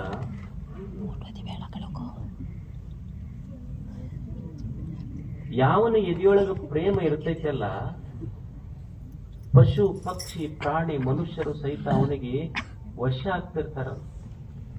ಈಗ ಮನ್ಯಾಗ ಅಂತಿರ್ತಾರ ನೋಡ್ರಿ, ಅತ್ತಿದ್ದಕ್ಕೆ ಏನಂತಾಳ, ಇವ್ರು ತವ್ರ ಮನೆಯವರು ಸ್ವಲ್ಪ ಏನೋ ವಶೀಕರಣ ಕಲ್ತಾರ್ರಿ ಇವ್ರ. ಒಟ್ಟ ಅಕ್ಕಿ ಹೆಂಗ್ ಹೇಳ್ತಾಳ ಹಂಗ ಕುಣಿತಾ ನೀವು ಅಂತಿರ್ತಾರ ಅಂತಾರೆ. ಇಲ್ಲಿ ಶಬ್ದ ಬಳಸ್ತಾರ ನೋಡಿ, ಬಳಸ್ಯಾರ ಇಲ್ಲ ಅನ್ನೋದಲ್ಲ. ಅಕ್ಕಿ ಹೇಳ್ದಂಗ ಕುಣಿತಾನ, ಏನ್ ತೆಲಿಗೆ ತಿಕ್ಕೇಳ ಏನ್ ಮಾಡಿ ಏನು ತಿಕ್ಕಿರೋದಿಲ್ಲ. ಅವ್ರು ಪ್ರೇಮ ಮಾಡಿರ್ತಾರ ಅಷ್ಟ. ವಶೀಕರಣ ಎದರಿಂದ ಆಗ್ತೈತೆ ಅಂದ್ರೆ, ಏನಾರ ತೆಲಿಗೆ ತಿಕ್ಕುದ್ರಿಂದ ಆಗೋದಿಲ್ಲ. ಎದೆಯಾಗಿನ ಪ್ರೇಮ ಬಂದ್ರೆ ಜಗತ್ತೇ ವಶ ಆಗ್ತೈತೆ ಅವನಿಗೆ. ವಶೀಕರಣ ಅಂದ್ರೆ ಪ್ರೇಮದಿಂದ ಆಗ್ತೈತೆ. ಒಂದು ನಾಯಿ ಇರ್ತೈತಿ, ಸುಮ್ಮನೆ ಹಿಂಗ ಒಂದು ಬಿಸ್ಕಿಟ್ ಹೋಗಿರಿ, ಯಾರು ಬಿಸ್ಕಿಟ್ ಹೋಗಿತಿರ್ತಾರ ಅವ್ರಿಗೆ ಜಾಸ್ತಿ ಪ್ರೀತಿ ಮಾಡ್ತಾರೆ. ನೀವೊಂದಿಷ್ಟು ಮಂಡಾಳ ಹೋಗಿರಿ, ಮೀನುಗಳು ಬರ್ತಿರ್ತಾವ. ಅಂದ್ರೆ ಈ ಜಗತ್ತು ಯಾರ ಹೃದಯದೊಳಗೆ ಪ್ರೇಮ ಐತಿ ಅವ್ರಿಗೆ ಜಗತ್ತು ಪ್ರೀತಿ ಮಾಡ್ಲಿಕ್ಕೆ ಶುರು ಮಾಡುತ್ತದೆ. ಪ್ರೇಮದಿಂದ ಜಗತ್ತು ಗೆದಿಲಿಕ್ಕೆ ಸಾಧ್ಯ ಇದೆ. ಈಗೆಲ್ಲ ಪುಸ್ತಕ ಬರ್ದಾರ ನೋಡಿರಿ ನೀವು, ಹೌ ಟು ವಿನ್ ಅಂತ ಹೇಳಿ ಎಲ್ಲ ಪುಸ್ತಕ ಬರ್ದಿರ್ತಾರೆ. ಹೌ ಟು ವಿನ್ ಏನು ಅಷ್ಟು ಸ್ಟೆಪ್ಸ್ ಅದಾವ, ಇಷ್ಟು ಸ್ಟೆಪ್ಸ್ ಅದಾವ ಅಂತ ತಿಳ್ಕೊಂಡು ಬರೀತಿರ್ತಾರೆ ಪುಸ್ತಕದೊಳಗೆಲ್ಲ. See you cannot win people. To win you have to lose, then only you can win in this world. ಮನುಷ್ಯ ಯಾವುದೋ ಪುಸ್ತಕ ಓದಿ ಜನರನ್ನು ಗೆದಿಲಿಕ್ಕಾಗೋದಿಲ್ಲ, ಶುದ್ಧ ಪ್ರೇಮದಿಂದ ಜಗತ್ತನ್ನು ಗೆದಲಿಕ್ಕೆ ಸಾಧ್ಯ ಇದೆ. ಬಸವಾದಿ ಶರಣರು ಮಾಡಿದ್ದು ಪ್ರೇಮದಿಂದ ಜಗತ್ತನ್ನು, ಸಂಪತ್ತಿನಿಂದ ಗೆದಲಿಕ್ಕೆ ಸಾಧ್ಯ ಇದೆ. ದಾನ ಒಳಗ ಪ್ರೇಮ ಇತ್ತು ಅಂದ್ರ ಪಶು ಪಕ್ಷಿ ಪ್ರಾಣಿಗಳೆಲ್ಲ ಅವನಿಗೆ ಪ್ರೀತಿ ಮಾಡ್ಲಿಕ್ಕೆ ಶುರು ಮಾಡ್ತಾವ. ಜಪಾನ್ದೊಳಗ ಒಂದು ಘಟನಾ ನಡೀತು. ಯೂನೋ ಅಂತ ಹೇಳಿ ಒಬ್ಬ ಪ್ರೊಫೆಸರ್ ಇದ್ರು. ಯೂನೋ ಅವನ ಹೆಸರು. ಇಂಪೀರಿಯಲ್ ಯೂನಿವರ್ಸಿಟಿ ಅಂತ ಟೋಕಿಯೋದೊಳಗೆ, ಇಂಪೀರಿಯಲ್ ಯೂನಿವರ್ಸಿಟಿ ಒಳಗೆ ಯೂನೋ ಪ್ರೊಫೆಸರ್ ಇದ್ರು. ಅವ್ರು ಒಂದು ನಾಯಿಗೆ ಸಾಕಿದ್ರು. ಅವ್ರು ಆ ನಾಯಿ ಹೆಸರು ಏನಂದ್ರೆ ಹಚಿಕೋ. ನೀವು ಹಚ್ಚ ಅಂತಿರಿಲ್ಲ, ಅದು ಬಹುಶಃ ಜಪಾನ್ದಿಂದ ಬಂದಂಗೆ ಕಾಣಿಸ್ತದೆ. ಅವರು ನಾಯಿಗಿಟ್ಟ ಹೆಸರು ಜಪಾನ್ದೊಳಗೆ ಹಚಿಕೋ ಅಂತ ಹೆಸರು ಇಟ್ಟಿದ್ರು. ಅವ್ರು ಅದು ಬಹಳ ಹಚ್ಕೊಂಡಿತ್ತು ಅವ್ರಿಗೆ. ಅದು ಏನ್ ಮಾಡ್ತಿತ್ತು ಅಂದ್ರೆ, ದಿವಸ ಇವ್ರ ಮನೆಯಿಂದ ರೈಲ್ವೆ ಸ್ಟೇಷನ್ ಹೋಗಿ ಬಿಡ್ತಿತ್ತು. ಬಿಟ್ಟಿಂದ ಅವ ಯೂನಿವರ್ಸಿಟಿಗೆ ಹೋಗ್ತಿದ್ದ. ಏನೋ ಯೂನಿವರ್ಸಿಟಿಯಿಂದ ಸಾಯಂಕಾಲ ಬರುವಾಗ ಮತ್ತೆ ಅವನಿಗೆ ಕರ್ಕೊಂಡ್ ಬರ್ತಿದ್ವಿ. ಯಾವುದು ಹಚ್ಚಿಕೋ ನಾಯಿ. ಒಂದ್ ದಿವಸ ಇದು ಹೋಗಿ ತನ್ನ ಮಾಲೀಕನಿಗೆ ಯೂನೋನಿಗೆ ರೈಲ್ವೆ ಸ್ಟೇಷನ್ ಒಳಗೆ ಬಿಟ್ಟ ಮೇಲೆ ಅವ ಯೂನಿವರ್ಸಿಟಿಗೆ ಹೋದ. ಏನಾಯ್ತು ಅಂದ್ರೆ ಮಧ್ಯಾಹ್ನ 12 ಗಂಟೆಗೆ ಅವನಿಗೆ ಬ್ರೈನ್ ಹೆಮರೇಜ್ ಆಗಿ ಸಡನ್ ಡೆತ್ ಆದ. ಸಡನ್ ಡೆತ್ ಆದ್ಮೇಲೆ ಇದಕ್ ಗೊತ್ತಿಲ್ಲ ನಾಯಿಗೆ, ಅದಕ್ಕೆ ಯಾರು ಹೇಳ್ಬೇಕಿದು ಅವನ್ ನಾಯಿ ಅಂತ ತಿಳ್ಕೊಂಡು ತನ್ನ ಮಾಲೀಕನ ಬರುವಿಕೆಗಾಗಿ ನಾಯಿ ಎಷ್ಟು ವರ್ಷ ಕಾದಿತ್ತು ಅಂದ್ರ 10 ವರ್ಷ ಟೋಕಿಯೋ ರೈಲ್ವೆ ಸ್ಟೇಷನ್ ಆಗಿತ್ತು ನಾಯಿ. ಒಂದು ನಾಯಿ ಇದು 10 ವರ್ಷ ಇತ್ತಲ್ಲ. ಆಮೇಲೆ ಜನರಿಗೆ ಗೊತ್ತಾಯ್ತು. ಅವಾಗ ಅದ್ರದ್ದೊಂದು ಬ್ರಾಂಜ್ ಮೂರ್ತಿ ಮಾಡಿಸಿದ್ರು, ಅದ್ರ ಸ್ಟ್ಯಾಚ್ಯೂ ಮಾಡಿಸಿ ಆ ಸ್ಟೇಷನ್ ಮುಂದಿಟ್ಟು ಸ್ಟ್ಯಾಚ್ಯೂ ಆಫ್ ಫೇತ್ಫುಲ್ನೆಸ್ ಅಂತ ಇಟ್ಟು ಹೆಸರು ಅದಕ್ಕೆ. ನಂಬಿಕೆಯ ಪ್ರಾಣಿ ಇದು ಅಂತ ಅದ್ರ ಮೂರ್ತಿ ಮಾಡಿ ನಿಂದ್ರಿಸಿದ್ರು. ಎದ್ರದು ಹಚ್ಚಿಕೊಂಡ್ ಮಕ್ಕಳಿಗೆಲ್ಲ ಪಾಠ ಇಟ್ರದನ್ನ ಶಾಲೆಯೊಳಗೆ. ಅದ್ರ ಸಿನಿಮಾ ಮಾಡಿದ್ರು. ಆಮೇಲೆ ಅದ್ರ ಒಂದು ಮಾರ್ಚ್ 8ಕ್ಕ ಒಂದು 100 ವರ್ಷದ ಸೆಲೆಬ್ರೇಷನ್ ಮಾಡಿದ್ರು. ಎದ್ರದು ಮನುಷ್ಯರ್ದು ಒಂದರ ಆಗ್ಯಾವಂತ. ಮನುಷ್ಯರ ಚಿತ್ರ ಎಲ್ಲರ ನೀವು ಒಬ್ಬರದ ಹಿಂಗಿಟ್ಟು ಇವ್ರ ಚಿತ್ರ ಆ ಬಸ್ ಸ್ಟ್ಯಾಂಡ್ನಾಗ ಅಲ್ಲೇ ಮಹಿಳಾ ಮತ್ತು ಪುರುಷ ಅಲ್ಲಿ ಮಾತ್ರ ಇವ್ರ ಚಿತ್ರ ಇರ್ತಾವ. ಅದನ್ನ ಬಿಟ್ಟು ಎಲ್ಲಿ ಇವ್ರ ಚಿತ್ರ ಸಿಗೋದು? ಒಂದು ನಾಯಿ symbol, it is A symbol of faithfulness. ಒಂದು ನಾಯಿ ಎಷ್ಟು ಹಚ್ಕೊಂಡಿತ್ತು ಮನುಷ್ಯಾಗ ಅಂದ್ರೆ ಇದು ಎದರಿಂದ ಸಾಧ್ಯ ಐತೆ ಅಂದ್ರೆ ಎದಾಗ ನೀ ಪ್ರೇಮ ಕೊಟ್ಟಿ ಅಂದ್ರೆ ಜಗತ್ತು ನಿನ್ನ ವಶ ಆಗ್ತದೆ. ಸಾವಿತ್ರಮ್ಮ ಅಂತ ಹೇಳಿ ಒಬ್ಬ ಹೆಣ್ಮಗಳಿ ಜಿಯೋಲಾಜಿಕಲ್ ಪಾರ್ಕ್ ಇದರೊಳಗೆಲ್ಲಿ ಬೆಂಗಳೂರೊಳಗೆ ಸಣ್ಣ ಸಿಂಹ, ಚಿರತೆ ಇವೇನಿರ್ತಾವಲ್ಲ, ಎಲ್ಲೋ ಕಾಡಿನೊಳಗೆ ತನ್ನ ತಾಯಿ ಅವು ತೀರ್ಕೊಂಡಿದ್ವು ಅಂದ್ರೆ ಇಂಜೂರ್ ಆಗಿದ್ರ ಆ ಪಾರ್ಕಿಗೆ ಹಾಸ್ಪಿಟ್ಲಿಗೆ ತಗೊಂಡ್ಬರ್ತಾರೆ. ಅವು ಸಣ್ಣ ಚಿರತೆ, ಸಿಂಹ, ಹುಲಿ ಮರಿಗಳ ಜೊತೆ 20 ವರ್ಷ ಆತಂತ ಕೆರಾಕತ್ತು ಯಾವ ಅಕ್ಕಿ ಕಚ್ಚಿಲ್ಲ. ಮತ್ತೆ ಹುಲಿ ಸಿಂಹದ ಜೊತೆ ಬದುಕಬೇಕಾದ್ರ ಆಕಿ ಎಷ್ಟು ಪ್ರೀತಿ ಮಾಡಿರ್ಬಹುದು ಅವಕ್ಕ. ಹುಲಿ ಸಿಂಹದ ಜೊತೆ ಆಕಿ ಇರ್ಬೇಕಾದ್ರ ಎಷ್ಟರ ಪ್ರೀತಿ ಮಾಡಿರ್ಬೇಡ ಆಕಿ. ಅಂದ್ರೆ ಇದು ಎದರಿಂದ ಸಾಧ್ಯ ಇತ್ತು? ಹುಲಿ ಸಿಂಹಗಳು ಸಹಿತ ಪ್ರೀತಿ ಮಾಡ್ಬೇಕಾದ್ರ ಮನುಷ್ಯನ ಎದೆಯಾಗ ಪ್ರೀತಿ ಇದ್ರೆ ಎಲ್ಲವೂ ವಶ ಆಗ್ತಾವ. ಪ್ರೀತಿ ಬೇಕಾಗ್ತದೆ. ಒಬ್ಬ ಹೇಳದಂತ ಆಫೀಸ್ನಾಗ ಅವ್ರ ಆಫೀಸರ್, ಸರ್ ನೀವು ಸಿಂಹ ಇದ್ದಂಗ ನೋಡ್ರಿ, ಆಫೀಸ್ನಾಗ ನೀವು ಸಿಂಹ ಇದ್ದಂಗ. ಅವ ಅಂದ, ಇಲ್ಲಿ ಅಷ್ಟೇ ಯಾಕೋ ಮನ್ಯಾಗೂ ನಾನು ಸಿಂಹ ಇದ್ದಂಗ ಇರ್ತೀನಿ, ಆದ್ರೆ ಇದ್ರ ಮೇಲೆ ದುರ್ಗಾ ಮಾತೆ ಅದಾಳ ಅಲ್ಲಿ ಮನ್ಯಾಗೂ ನಾವು ಸಿಂಹ ಇದ್ದಂಗ ಆಗಿಲ್ಲ. ಒಬ್ರು ಯಾರೋ ಅತ್ತಿ ಸೊಸಿ ಯಜಮಾನ್ ಕೂಡಿ ಪಾರ್ಕ್ ಇವು ಪ್ರಾಣಿ ಸಂಗ್ರಹಾಲಯ ಇರ್ತಾವಲ್ಲ ಅಲ್ಲಿ ನೋಡಕ್ ಹೋಗಿದ್ರಂತ. ಅವಾಗ ಹೆಂಡತಿ ಕೇಳಲ್ಲಂತ ಗಂಡ, ಇಲ್ರಿ ಅಕಸ್ಮಾತ್ ಪಟ್ನ ಹುಲಿ ಬಂತಂದ್ರ ಏನ್ ನಿಮ್ಮ ಅವ್ವ ಜಪಾನ್ ಮಾಡ್ತೀರಿ, ಪಟ್ನ ಕಾಪಾಡ್ತೀರ, ನನಗ್ ಕಾಪಾಡ್ತೀರ? ನಿಮ್ಮಿಬ್ಬರನ್ನು ಕಾಪಾಡುದಿಲ್ಲ, ನಿಮ್ಮಿಬ್ಬರು ನೋಡಿದ್ರೆ ಹುಲಿಗೆ ಕಾಪಾಡ್ಬೇಕು ಅನಿಸ್ತೈತೆ, ನಿಮ್ಮಿಬ್ಬರು ನೋಡಿದ್ರೆ ಅದೇ ಸಾಧು ಪ್ರಾಣಿ ಅನಿಸ್ತೈತೆ ನನಗೆ. ಎದರಿಂದ ಸಾಧ್ಯ ಐತೆ ಅಂದ್ರೆ ವಸೀಭವಂತಿ. ನೀವು ನೋಡ್ರಿ ದೇವ್ರ ಚಿತ್ರ ಎಲ್ಲ ನೋಡ್ರಿ. ದೇವರು ಶಿವ ಎತ್ತಿಗೆ ವಾಹನ ಮಾಡ್ಕೊಂಡ, ಮತ್ತೆ ಕಾರ್ತಿಕೇಯ ನವಲಿಗೆ ಮಾಡ್ಕೊಂಡ, ಗಣೇಶ ಇಲಿಗೆ ಮಾಡ್ಕೊಂಡ. ಒಬ್ಬರ ಮನುಷ್ಯಾಗ ವೆಹಿಕಲ್ ಮಾಡ್ಕೊಂಡಿದ್ದ ದೇವ್ರು ವಿಶ್ವಾಸ ಇಲ್ಲ ಅವನ ಮ್ಯಾಲೆ. ಪ್ರಾಣಿಗಳ ಮೇಲೆ ವಿಶ್ವಾಸ ಐತೆ ಹೊರತು ಮನುಷ್ಯನ ಮೇಲೆ ನೀವು ಒಟ್ಟ ಬರಕ್ ಹೋಗ್ಬೇಡ ಅಂದ್ರೆ. ಗಣಪತಿ ಅಂತ ಗಣಪತಿ ಇಲಿಗೆ ಮಾಡ್ಕೊಂಡ. ಯಾಕ್ರಿ ಹಿಂಗ್ಯಾಕ? ನಿಮ್ದು ಹೆಂಗ, ಇವ್ರದ್ದು ಹೆಂಗ, ಅದು ಪರಿಸ್ಥಿತಿಯರೇ ಹೆಂಗ? ಏನ್ಯಾಕಿರಲ್ಲ, ಮನುಷ್ಯರ್ ನಂಬರ್ ನಮ್ಗೆ 5 ದಿವ್ಸ ಮೆರೆಸ್ದಂಗ್ ಮಾಡಿ ಎತ್ತಿ ಒಗದು ಬಿಡ್ತಾರಲ್ಲ, ನಮ್ಮ ಪರಿಸ್ಥಿತಿ ಹೆಂಗಾಗ್ಬೇಕು ಅಂದ್ರ ದೇವರು ಸಹಿತ ಪಶು ಪಕ್ಷಿ ಪ್ರಾಣಿಗಳನ್ನು ವೆಹಿಕಲ್ ಮಾಡ್ಕೊಂಡಾರ. ಯಾಕಂದ್ರ ನಂಬುತ್ತಾರ ಮನುಷ್ಯನ ಎದೆಯಾಗ ಪ್ರೇಮ ಇತ್ತು ಅಂದ್ರೆ ಎಲ್ಲರೂ ವಶ. ವಸೀಭವಂತಿ ದಾನೇನ ವೈರಾಣ್ಯಪಿ ಯಾಂತಿ ನಾಶಂ. ಮನುಷ್ಯನ ಎದೆಯಾಗ ಪ್ರೇಮ ಇತ್ತು ಅಂದ್ರ, ಪ್ರೇಮ ಇತ್ತು ಅಂದ್ರೆ ಎಲ್ಲ ವೈರತ್ವಗಳು ಹೋಗ್ತಾವ. ವೈರತ್ವ ಎದರಿಂದ ಬಂದೈತಿ ಅಂದ್ರ ಎದೆಯಾಗ ಒಂದ್ ಸ್ವಲ್ಪ ಕಲ್ಮಶ ಇದ್ದಕ್ಕೆ ವೈರತ್ವ ಬಂದೈತಿ ಅಷ್ಟೇ. ಈಗ ಮಹಾಭಾರತದ ಯುದ್ಧ ಎದಕ್ಕೆ ನಡೀತು? ಮಹಾಭಾರತದ ಯುದ್ಧ ಎದಕ್ಕೆ ನಡೀತು ಅಂದ್ರ ಇವರು ಒಂದ್ 5 ಹಳ್ಳಿ ಕೇಳಿದ್ರು, ಅವ್ರು ಒಂದು ಸೂಜಿ ಮನೆಯಷ್ಟು ಕೊಡಂಗಿಲ್ಲ ನೋಡಿ. ಯಾಕೆ ಅಣ್ಣತಮ್ಮಗಳ ಮಧ್ಯೆ ಯುದ್ಧ ನಡೀತೈತಿ, ಜಗಳ ನಡೀತಾವ, ಯಾಕೆ ಕಲಹ ನಡೀತಾವ ಅಂದ್ರ ಕೊಡಬಾರ್ದು ಅನ್ನೋದಕ್ಕೆ, ನನ್ನ ಹತ್ರನ ಎಲ್ಲ ಇರ್ಲಿ ಅನ್ನೋದಕ್ಕೆ ಇಷ್ಟು ಕಲಹ ನಡೆದೈತಿ. ಒಬ್ಬ ಮುದುಕಿದ್ದ.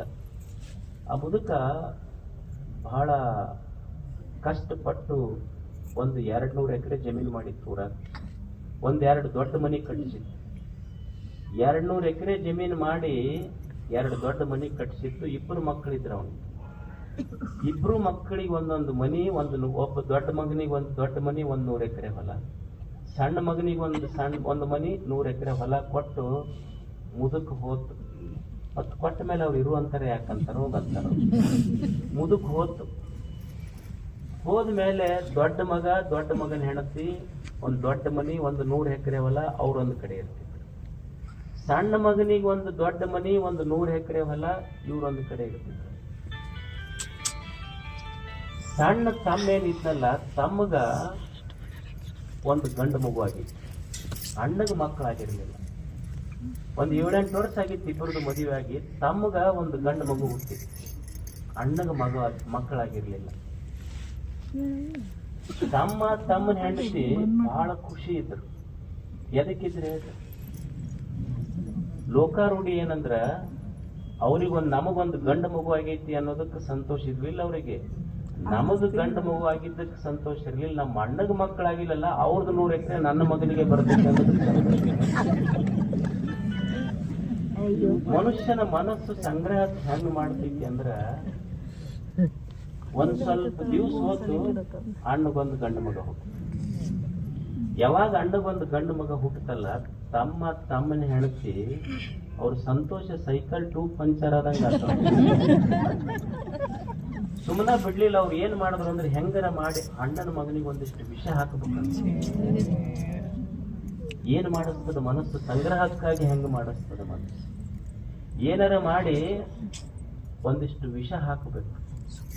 ಈ ಓಣ್ಯಾಗ ಬೊಂಬಾಯಿ ಮಿಠಾಯಿ ಮಾರೋರು ಬರ್ತಾರಲ್ಲ, ಸಿಹಿ ಇಟ್ಕೊಂಡು ಬೂಂದೆ ಜಿಲೇಬಿ ಮಾರಕ್ಕೆಲ್ಲ ಹಳ್ಳಿಗಳಲ್ಲಿ ಬರ್ತಿರ್ತಾರ. ಅಂತ ಮನುಷ್ಯಾಗ ಹೇಳಿದ್ರು. ಅವ್ರು ಹೋಗಿ ಹಿಡಿದು ಅವ್ರಿಗೆ ಹೇಳಿದ್ರಂತ. ಅವ್ರಿಗೇನ್ ಹೇಳಿದ್ರು ಅಂದ್ರ, ಯಾರು ಈ ತಲೆ ಮೇಲೆ ಇಟ್ಕೊಂಡು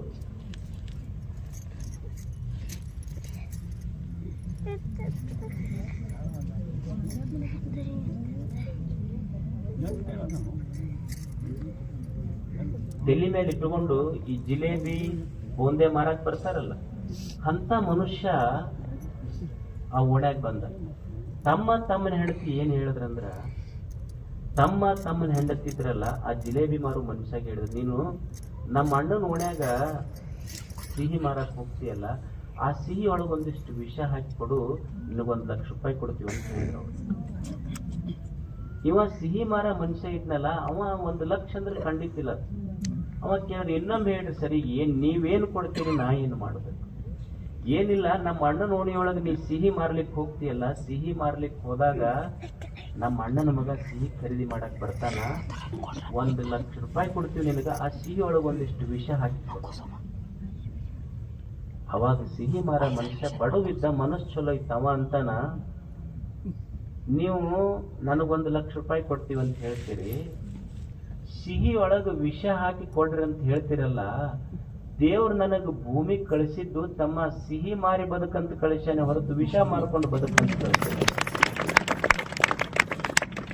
ದೇವ್ರು ನನಗೆ ಸಿಹಿ ಮಾರ್ಕೊಂಡು ಬದುಕಂತ ಹೇಳ್ಯಾನ ಹೊರತು ವಿಷ ಮಾರ್ಕೊಂಡು ಬದುಕಂತ ಹೇಳಿಲ್ಲ. ನೀವು ನನಗೊಂದು ₹1,00,000 ಕೊಡ್ತೀವಂತೀರಲ್ಲ, ನೀವು ಕೊಡುವ ₹1,00,000 ನಿಮ್ಮ ಹತ್ರನ ಐತಿ. ಈಗ ನಿಮ್ಮ ಹತ್ತಿರ ಇರುವಂತಹ ₹1,00,000 ನಿಮಗ ಸಮಾಧಾನ ಕೊಟ್ಟಿಲ್ಲ ಅಂದ ಮೇಲೆ, ಸಂತೋಷ ಕೊಟ್ಟಿಲ್ಲ ಅಂದ ಮೇಲೆ, ನನ್ನ ಹತ್ತಿರ ಬಂದ್ರೆ ನನಗರ ಏನು ಸಮಾಧಾನ ಕೊಟ್ಟಿದ್ದು? ನಿಮ್ಮ ರೊಕ್ಕ ನಿಮಗಿರ್ಲಿ, ದೇವರು ಕೊಟ್ಟ ಕಾಯಕ ನನಗಿರ್ಲಿ. ಮನಸ್ಸು ಮಾಡುತ್ತದೆ ಎದಕ್ಕ? ಸಂಗ್ರಹಕ್ಕಾಗಿ ಮಾಡೋದು. ಒಂದಿಷ್ಟು ಪ್ರೇಮ ಇತ್ತು ಅಂದ್ರೆ ಅಣ್ಣ ಒಂದಿಷ್ಟು ಉಳ್ಳಿ, ತಮ್ಮ ಒಂದಿಷ್ಟು ಉಳ್ಳಿ, ಉಳ್ಕೊಂತ ಹೋಗುದು ಯಾರು ಖಾಯಂ ಐತಂತ ಅನಿಸ್ತಿತ್ತಲ್ಲ. ಇದ್ಯಾಕೆ ಪ್ರೇಮ ಇತ್ತು ಅಂದ್ರ ವೈರಿಗಳು ಮಿತ್ರರಾಗ್ತಾರೆ, ಬೇರೆ ಬೇರೆಯವರು ಸಹಿತ ಪ್ರೇಮ ಮಾಡ್ತಾರೆ. ಎದ್ಯಾಗ ಪ್ರೇಮ ಇರಬೇಕಾಗ್ತದೆ. ಅದಕ್ಕೆ ಮನುಷ್ಯ 2 ಸೂತ್ರಗಳನ್ನು ಕಲಿಯೋದು. ಒಂದು ಗಳಿಸ್ಬೇಕು, ಇನ್ನೊಂದು ಬಳಸ್ಬೇಕು. ಏನ ಭಗವಂತ ಕೊಡ್ಲಿ, ಗಳಿಸುದು ಬಳಸುದು. ಸಂಪತ್ತಿದ್ರ ಸಂಪತ್ತು ಕೊಡು, ಸಂಪತ್ತಿಲ್ಲ ಒಂದೆರಡು ಚಲೋ ಮಾತು ಹೇಳೋದು. ನನಗೆ ಎರಡು ಚಲೋ ಮಾತು ಹೇಳಕ್ಕೂ ಬರೋದಿಲ್ರಿ ಅಂದ್ರ ಇಷ್ಟೆಲ್ಲ ಚಲೋ ಕೆಲಸ ಮಾಡ್ಯಾರ ನೋಡಿ ಊರವ್ರು. ಏನ್ ಚಲೋ ಕೆಲಸ ಮಾಡ್ಯಾರಪ್ಪ ಅಂತ ಇಷ್ಟ ಹೇಳ್ರಿ ಎರಡು ಮಾತು. ಇಲ್ರಿ ನಮ್ಮ ನಾಲಿಗೆ ಅದಕ್ಕೂ ಹೇಳಂಗಿಲ್ಲ ಅಂದ್ರ ಚಲೋ ಮಾಡಿರಂತ ಹೇಳಕ್ ಆಗುದಿಲ್ಲ ಅಂದ್ರ ಸುಮ್ಮನಿರಕ್ಕೂ ಆಗುದಿಲ್ಲ ಅಂದ್ರ ಮನಸ್ಸಿನಾಗ ಮಾತ್ರ ಇನ್ನೊಬ್ರಿಗೆ ಕೆಟ್ಟದ್ದಾಗ್ಲಿ ಅಂತ ಅನ್ಬೇಡ, ಇದು ಸಹಿತ ಪುಣ್ಯ ಬರ್ತೈತಿ ನಿನಗಂತ. ಮನಸ್ಸು ಎದೆಯಾಗ ಪ್ರೇಮ ಇರೋದ. ಒಂದಿಷ್ಟು ಮಾತು ಕೊಟ್ರ ಎರಡು ಚಲೋ ಮಾತು, ಸಂಪತ್ತು ಕೊಟ್ರ ಸಂಪತ್ತು ಕೊಡು. ಇಲ್ರಿ ನನಗ ಏನೂ ಇಲ್ಲ, ಶಕ್ತಿ ಐತಿ ಅಂದ್ರ ಸೇವಾ ಮಾಡಿ ಮುಟ್ಸೋದು. ಏನು ಭಗವಂತನ ಗುಡಿಗೆ ಒಂದು ಬಂಗಾರದ ಕಳಸ ಏರಿಸಿದ್ರ ಭಕ್ತಿವಂತ ಅಂತಲ್ಲ. ಆ ಭಗವಂತನ ಗುಡಿ ಮುಂದೆ ಒಂದಿಷ್ಟು ಕಸ ಹೊಡೆದು ಬಿಟ್ರೆ ಸಾಕು, ಅದು ಅವನು ನಿಜವಾಗ್ಲೂ ಸೇವಾ ಮುಟ್ಟದಂಗ, ಅವನು ಭಕ್ತಿವಂತ. ಏನು ಕೊಟ್ಟನ ಅದು ಕೊಡು. ನೇತ್ರದಾನ, ರಕ್ತದಾನ, ವಿದ್ಯಾದಾನ, ಅನ್ನದಾನ, ಇವೆಲ್ಲಾ ದಾನ, ಶ್ರಮದಾನ, ಇವೆಲ್ಲಾ ದಾನಗಳೇನದಾವಲ್ಲ ಎದಕ್ಕ? ಸಮಾಧಾನಕ್ಕ. ಇವೆಲ್ಲಾ ದಾನ ಮಾಡೋದ್ರಿಂದ ಏನು ಬರ್ತೈತಿ? ಫಲ ಸಿಗ್ತೈತಿ. ಆದ್ರೆ ಒಂದು ದಾನ ಮಾತ್ರ ಮೊದಲು ಫಲ ಸಿಗ್ತೈತಿ ನಿಮಗ, ಆಮೇಲೆ ನೀವು ದಾನ ಮಾಡ್ತೀರಿ. ಮತದಾನ,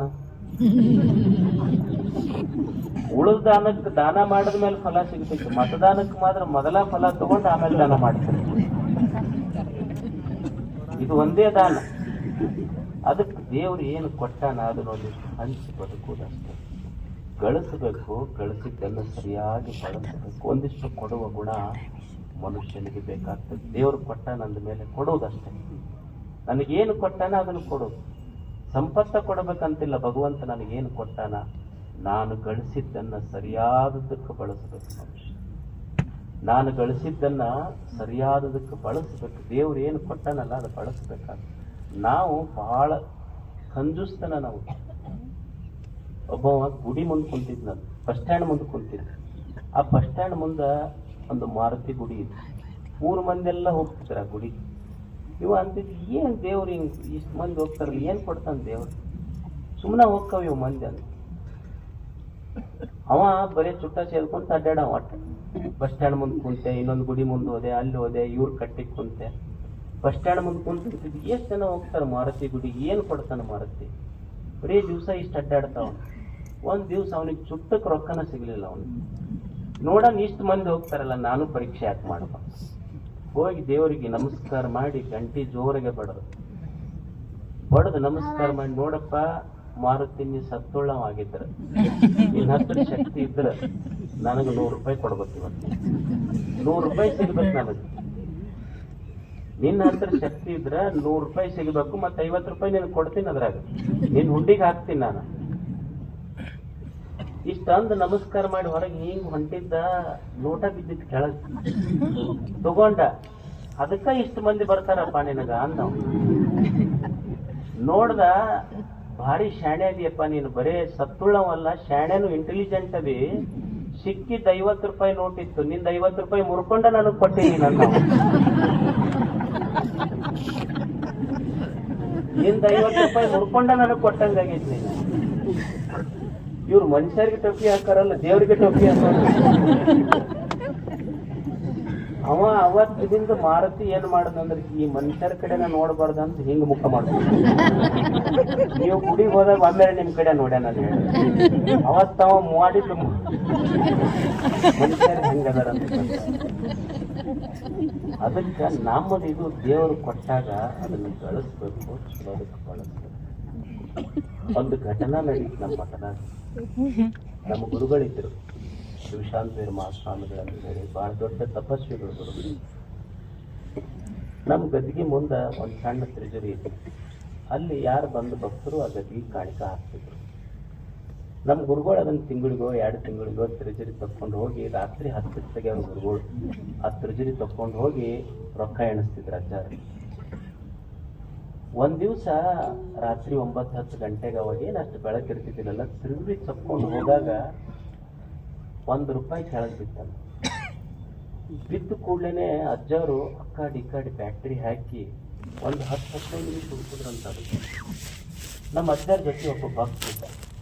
ಅವ ನೋಡಿ ನಕ್ಕನಂತ, ಏನ್ರಿ ಸ್ವಾಮಿಗಳು ನೀವು ಆಶೆ ಇರಬಾರ್ದು ನಿಮ್ಗೆ, ಏನು ₹1 ಬಿದ್ದೈತಿ, ಎಷ್ಟು ಹುಡುಕತ್ತಿರಲ್ಲ, ₹1 ಸಲುವಾಗಿ ಎಷ್ಟು ಹುಡುಕ್ತಾರ, ಸ್ವಾಮಿಗಳಂದ್ರೆ ಆಶೆ ಇರಬಾರ್ದು ನಿಮಗೆ, ₹1 ಸಲುವಾಗಿ ಎಷ್ಟು ಹುಡುಕತ್ತಿರಲ್ಲ.